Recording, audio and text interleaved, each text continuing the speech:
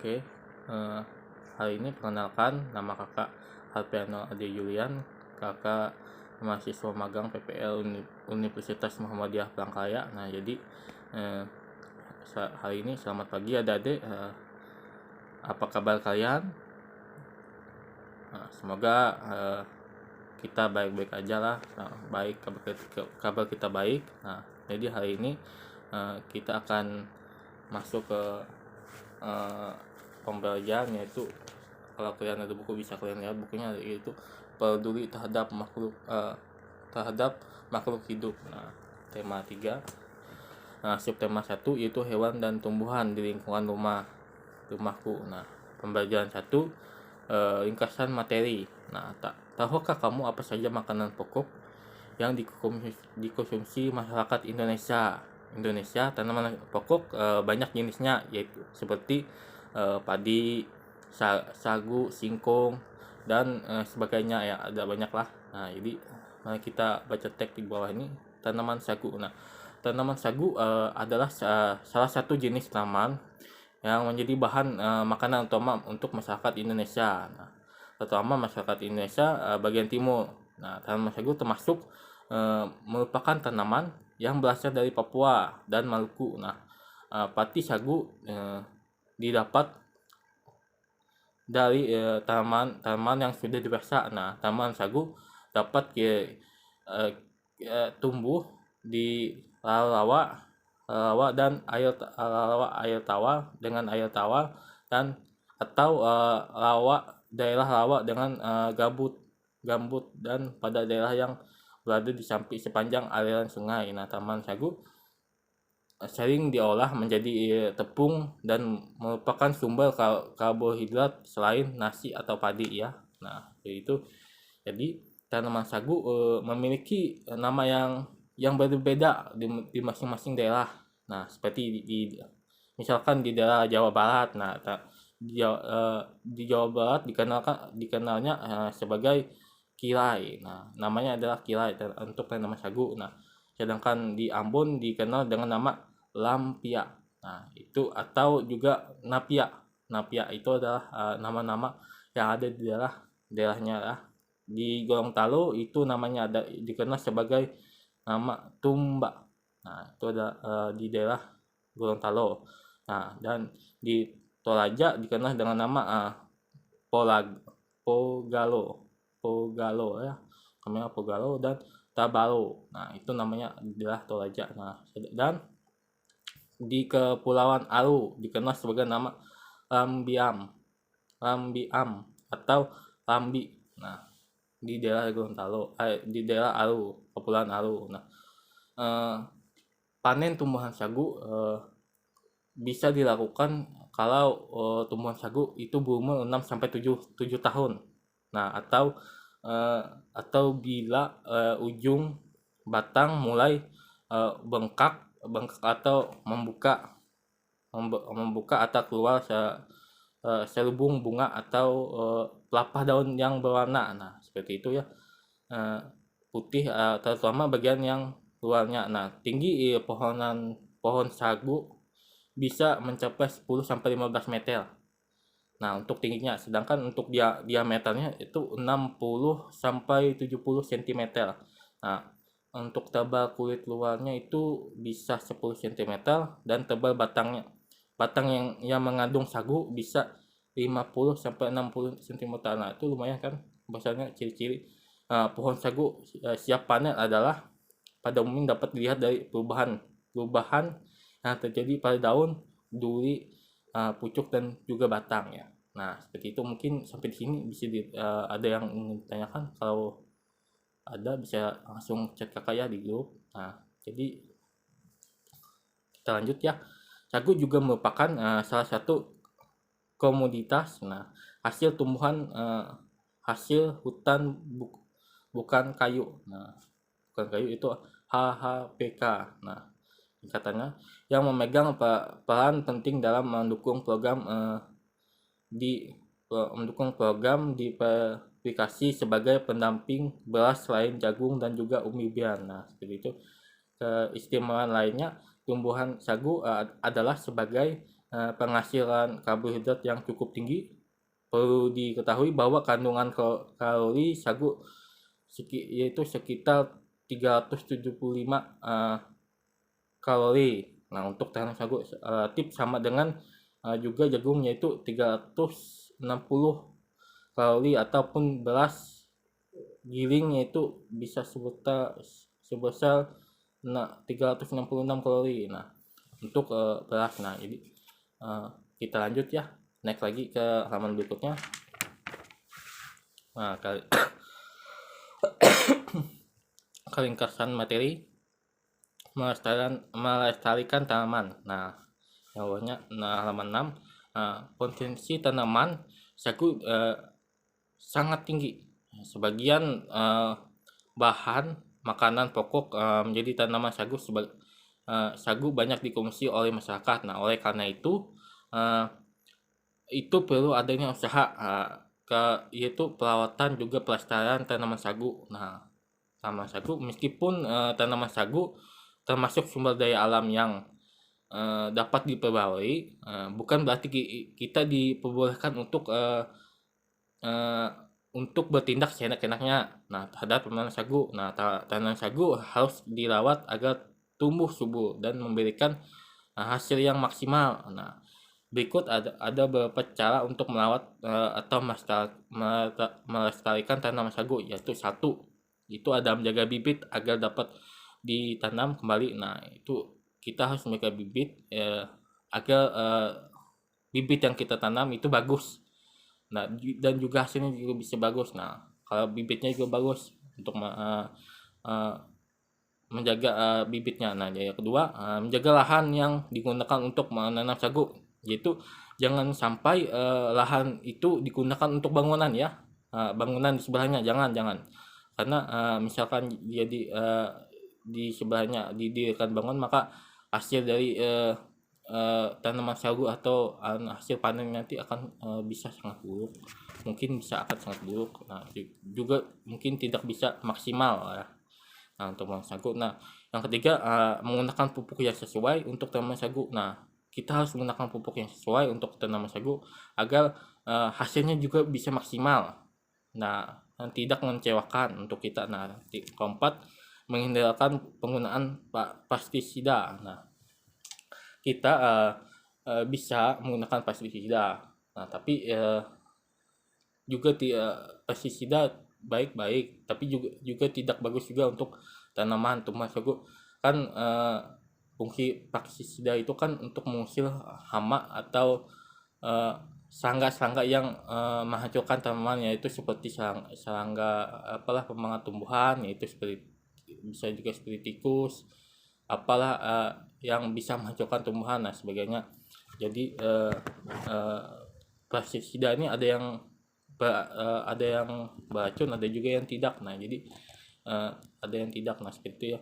Nah, kita lanjut ke kelimanya, mengkonsumsi sagu sesuai kebutuhan. Nah, jadi kita mengkonsumsi sagu itu sesuai kebutuhan kita. Nah, agar saat kita mengkonsumsi sagu jangan berlebihan, karena mengkonsumsi sagu yang berlebihan juga akan menjadi stok sagu itu bisa berkurang. Nah, jadi meskipun itu bisa diperbarui, maka kita jangan berlebihan menggunakan, karena stok sagu tersebut bisa habis ya. Nah, oleh karena itu konsumsi sagu harus disesuaikan dengan kebutuhan kita sehari. Nah, seperti itu. Kita lanjut ke halaman berikutnya, halaman 7, itu yang kesan materi lagi yang PS ya, bentang alam Indonesia. Nah, Indonesia itu memiliki bentang alam atau kenampakan alam yang sangat bagus, yang terlengkap di dunia. Bentang alam atau kenampakan alam juga merupakan segala sesuatu yang dibentuk oleh peristiwa yang berada di alam. Nah, kenampakan alam tersebut banyak memberikan keuntungan berupa kekayaan dari berbagai sumber daya alam. Kenampakan alam dibagi juga menjadi 2 bagian ya, itu kenampakan alam di wilayah perairan juga, dan kenampakan alam di daerah daratan. Nah, Nah, jadi kita masuk yang satu sampai di sini mungkin kita bisa lihat gambarnya. Nah, kita lihat gambar kan situ kan ada penampakan alam. Nah, kalau kita lihat, nah, di sini kan ada penampakan alam di daerah perairan. Nah, dan di sini juga ada penampakan alam di daerah daratan. Nah, seperti ada pegunungan, di sini kan ada pantai. Nah, jadi kita lanjut. Mungkin sampai sini ada yang ingin bertanya, bisa chat kakak di grup. Kalau yang masih belum paham penjelasan kakak, bisa chat kakak. Nah, jadi kita lanjut lagi penampakan alam di wilayah perairan. Nah, penampakan alam di daerah perairan antara lain itu bisa pantai, sungai, danau, dan selat-selat ya. Nah, seperti itu kita masuk ke bagian yang ke satu, yaitu pantai. Pantai adalah wilayah perbatasan antara daratan dan lautan ya. Nah, wilayah pantai umumnya dimanfaatkan sebagai tempat berwisata. Nah, selain sebagai tempat yang berwisata, sekarang di kawasan pantai juga mulai digunakan sebagai lahan budidaya tanaman seperti kelapa, kentang pohon, keledai, dan cabai. Nah, untuk daerah pantai. Nah, itu bagusnya ya. Nah, sedangkan yang kedua, sungai adalah daerah daratan yang dialiri oleh air. Nah, biasanya di sungai tidak terlalu luas. Nah, sungai mengalir dari daerah yang sangat tinggi ke daerah yang sangat rendah. Nah, air dari sungai akan bermuara ke laut. Di Indonesia ada banyak sekali sungai, di antara lain yaitu seperti Sungai Musi, Sungai Citarum, Sungai Bengawan Solo, itu Sungai Mahakam, Sungai Kapuas. Nah, itu sungai-sungai yang ada di Indonesia. Nah, lalu kita masuk ke danau. Danau adalah daerah cengkungan di daerah daratan yang terisi oleh air. Danau juga dikenal dengan nama situ atau telaga ya. Situ atau telaga. Nah, berdasarkan kejadian, danau juga terbagi menjadi dua bagian, yaitu danau itu ada danau yang dari alam dan juga ada danau yang buatan. Nah, buatan itu, alam itu kan memang dari alam, kalau buatan itu kan dibuat oleh manusia. Nah, danau tersebut ya, danau buatan. Nah, jadi danau alam merupakan danau yang terbentuk secara alami. Nah, sedangkan danau buatan,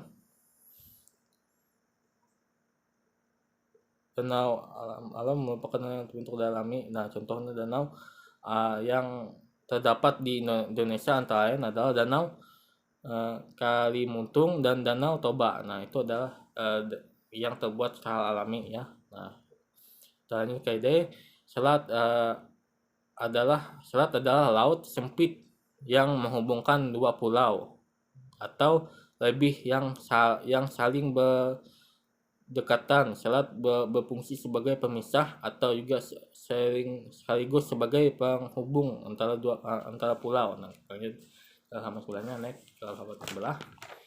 Nah, jadi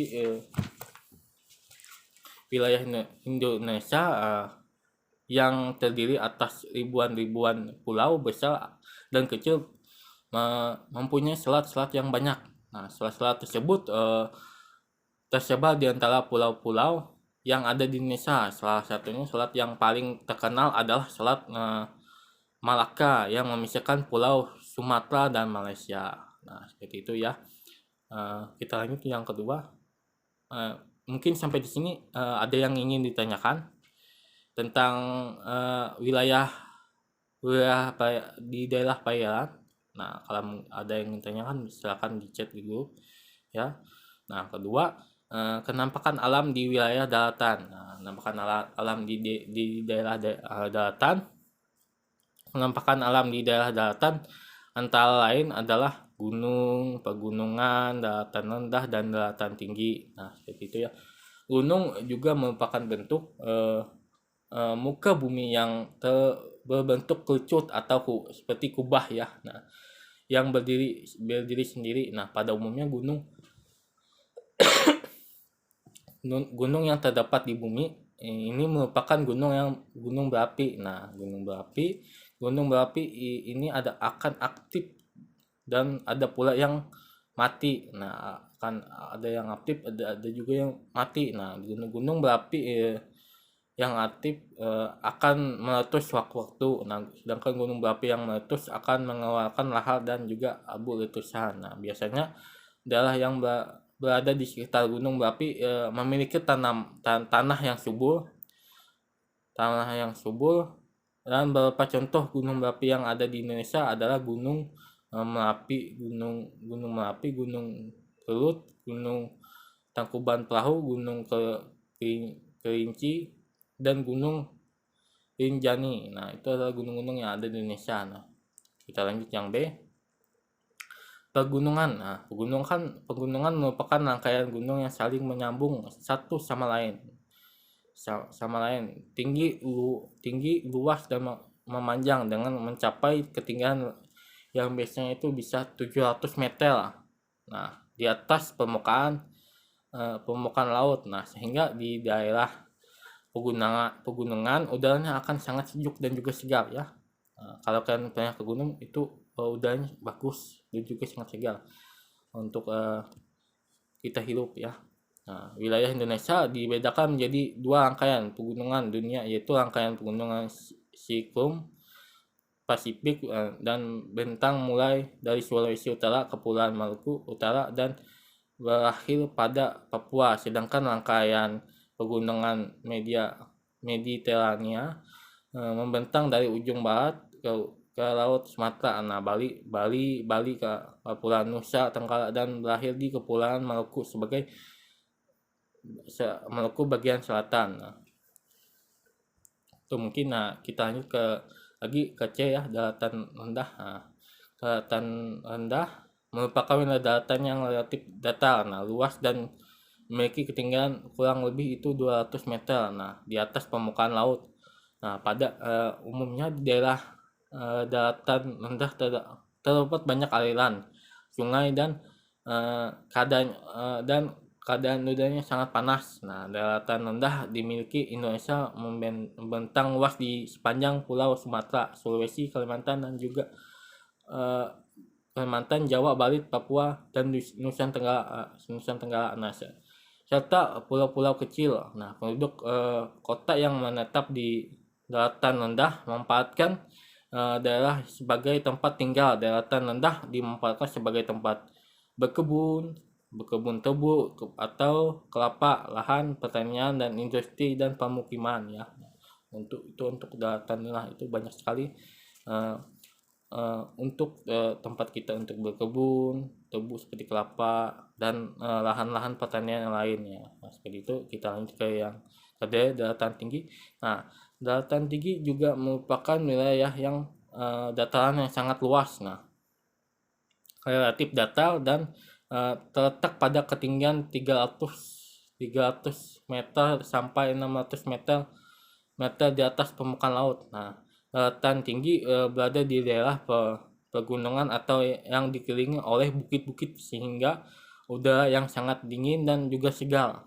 Daerah di daratan tinggi memiliki udara yang sangat sejuk dan pemandangan yang sangat indah. Nah, sangat indah sehingga menyebabkan banyak orang yang mendirikan rumah atau villa sebagai tempat istirahat. Selain itu, daratan tinggi banyak dimanfaatkan sebagai lahan perkebunan seperti teh, kopi, bunga, dan sayuran, serta sebagai tempat berwisata dan tempat peristirahatan. Contohnya, daratan tinggi adalah daratan tinggi Dieng dan daratan tinggi Bandung. Nah, seperti itu ya. Mungkin sampai di sini materi yang kakak sampaikan. Kalau ada yang masih belum paham, bisa tanyakan kakak di WA group ya.